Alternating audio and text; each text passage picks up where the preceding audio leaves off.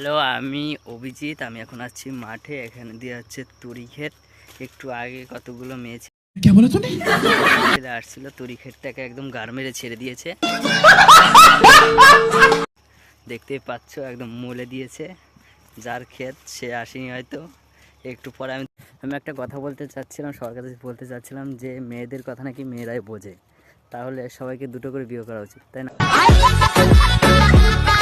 Hey y'all, come look at this. Hello guys, welcome to my new blog. আমি আসছিলাম ভুট্টা খেতে, তুরি খেতে বীজ দিতে, স্প্রে করতে। পাশে দেখতে পাচ্ছ, এটা আমাদের তুরি ক্ষেত। তুরি বোনার একটু পরেই ঘাস মারা দিয়েছিলাম যাতে ঘাস না হয়। তুরিটাই গার মারা গেছে, দেখো হলুদ হলুদ হয়ে গেছে। আজকে আবার অ্যান্টিবায়োটিক পড়া দিল, ওটা দিয়ে আজকে স্প্রে করলাম।